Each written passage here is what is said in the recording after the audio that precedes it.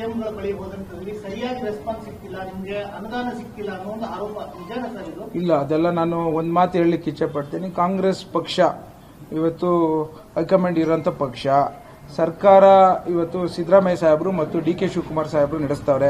ಆ ಥರ ಏನೇ ತಾರತಮ್ಯ ಆದರೂ ಸರಿಪಡಿಸುವಂಥ ಶಕ್ತಿ ನಮ್ಮ ನಾಯಕರಾದಂಥ ಡಿ.ಕೆ. ಶಿವಕುಮಾರ್ ಸಾಹೇಬರಿಗೆ ಮತ್ತು ಸಿದ್ದರಾಮಯ್ಯ ಸಾಹೇಬರಿಗಿದೆ. ನನಗೆ ಈ ಸರ್ಕಾರದಲ್ಲಿ ಎಲ್ಲ ರೀತಿಯಲ್ಲಿ ಆಶೀರ್ವಾದ ಇದೆ. ಮಾನ್ಯ ಮುಖ್ಯಮಂತ್ರಿಗಳು ಸಹ ಎಲ್ಲ ರೀತಿಯಲ್ಲೂ ನನಗೆ ಬಲವನ್ನು ಕೊಟ್ಟಿದ್ದಾರೆ. ಮಾನ್ಯ ಉಪಮುಖ್ಯಮಂತ್ರಿಗಳು ಮಾರ್ಗದರ್ಶನ ಕೊಟ್ಟಿದ್ದಾರೆ. ಸೊ ಹಾಗಾಗಿ ಯಾವ ಶಾಸಕರು ಆ ರೀತಿಯ ವ್ಯವಸ್ಥೆಯಲ್ಲಿ ಎಲ್ಲೂ 4 ಗೋಡೆ ಮಧ್ಯೆ ಹೇಳ್ಕೊಳಂಥದ್ದನ್ನ ನಿಮ್ಮ ಹತ್ರ ಹೇಳ್ಕೊಂಡಿಲ್ಲ ಅಂತ ಅನ್ಕೋತೀನಿ. ಆ ಥರ ಇದ್ದಲ್ಲಿ ಸರಿಪಡಿಸ್ತಾರೆ. ಅಫ್ಕೋರ್ಸ್ ಹೌದು, ನಾನೇ ಹೇಳಿದೆ ನನಗೆ ಇದೇ ಸದನದಲ್ಲಿ ಯಾರ್ಯಾರಿಂದ ಸಹಾಯ ಸಿಕ್ಕಿದೆ, ಯಾರು ಸಹಾಯ ಸಿಕ್ಕಿಲ್ಲ ಅಂತ. ಸರಿಪಡಿಸೋ ಕೆಲಸ ಮಾನ್ಯ ಮುಖ್ಯಮಂತ್ರಿಗಳು ಮಾಡಬೇಕು ಅಂತಲೇ ಕೇಳಿದ್ದೆ. ಮಾಡಿಕೊಟ್ಟಿದ್ದಾರೆ ಅಂತ ಹೇಳಲಿಕ್ಕೆ ಇಚ್ಛೆ ಪಡ್ತೇನೆ ನಾನು. ಈಗ ಸರ್ಕಾರ ಮಾಧ್ಯಮಗಳ ಮೇಲೆ ನಿರ್ಬಂಧ ಹಾಕಲಿಕ್ಕೆ ಹೊರಟಿದೆ ಸರ್.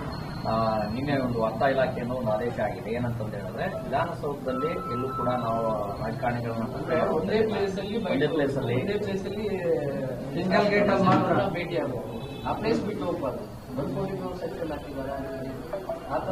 ಇಲ್ಲ, ಆ ಥರದ್ದೇನಿರಲ್ಲ. ನಿಮಗೆ ಅವ್ರು ಕಾನೂನಿಗೆ ಬರ್ದಿರೋರು ಇಲ್ಲ ಮಾಡಿರೋರು ಏನು ಅರ್ಥದಲ್ಲಿ ಮಾಡಿದಾರೋ ಇಲ್ಲ ಏನು ಅಂತ ತಿಳ್ಕೊಂಡು ಮಾತಾಡಬೇಕು. ನನ್ನ ಅನಿಸಿಕೆ ಪ್ರಕಾರ ನಿಮ್ಗೆಲ್ಲರಿಗೂ ಸ್ವಾತಂತ್ರ್ಯ ಕೊಡೋಂಥದ್ದು ನಮ್ಮ ದೇಹ. ಅದು ಇವತ್ತು ನಿಮ್ಮ ಮೂಲಕ ಪ್ರತಿಯೊಬ್ಬರಿಗೂ ನಮ್ಮ ಇರೋಂಥ ಮನಸ್ಥಿತಿಗಳು ಹರಡೋಂಥ ಶಕ್ತಿ ನಿಮ್ಮ ಕೈಲಿ ಇದೆ. ಸೊ ಹಾಗಾಗಿ ನಿರ್ಬಂಧ ಹಾಕೋಂಥದ್ರಲ್ಲಿ ನಾವು ಯಾವುದೇ ಕಾರಣಕ್ಕೂ ಮಾಡಿಕೊಡ್ದು ಅನ್ನೋದನ್ನ ನಾನು ಹೇಳಬಲ್ಲೆ.